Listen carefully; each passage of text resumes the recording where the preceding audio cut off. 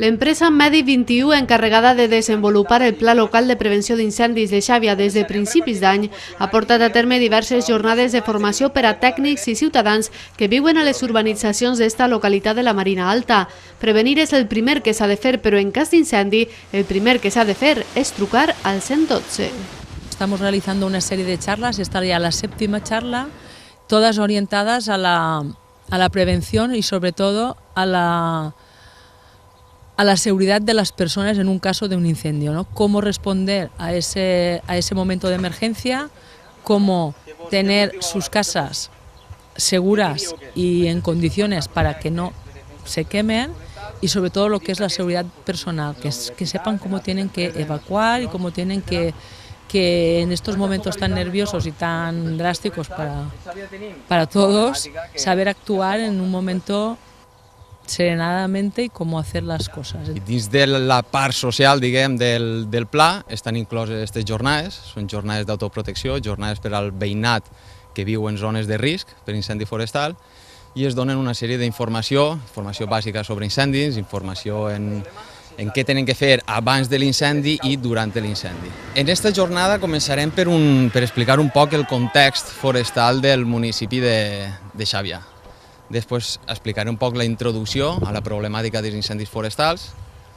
Parlarem també de la interfície urbano-forestal. La interfície urbano-forestal és la zona de contacte entre infraestructures i persones i la vegetació forestal. És un intermig, com tenim així, molt típic en la zona de Xàbia. Després parlarem de l'autoprotecció, explicarem un poc què són els plans d'autoprotecció, que són per a les urbanitzacions, a nivell més concret. Tenim el pla de prevenció local, els plans d'autoprotecció per a les urbanitzacions i després ja la parcel·la, a nivell parcel·la.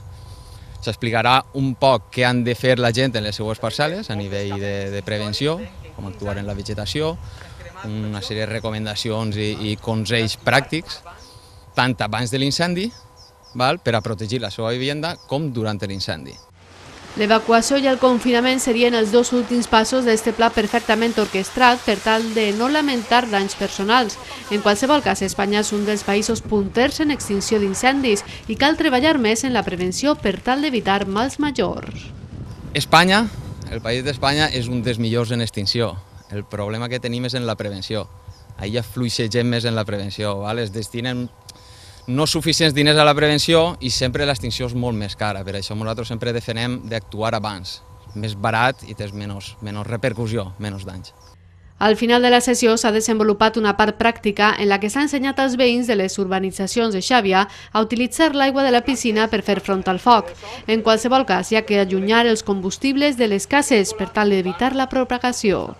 Además de las charlas, vamos a diseñar, que ya lo tenemos prácticamente terminado, pero como teníamos que traducirlo a varias lenguas, vamos a diseñar una especie de folleto práctico de los 10 consejos prácticos que tienen que hacer las personas en su casa y sobre todo a la gente que viene de fuera que no conoce nuestro término. Puede venir gente de vacaciones a alquilar una vivienda y hacer una barbacoa el mes de agosto o un castillo de fuegos, con lo cual hay que informarles de que este término municipal y nuestra zona, nuestra marina y desgraciadamente España, vivimos una situación de riesgos de incendios, entonces no podemos hacer ciertas cosas que son peligrosas, que en otros países a lo mejor no lo son tanto. Les barbacoes estan totalment desaconsellades aquest estiu i cal tindre molta cura amb les deixalles i els cigarrets.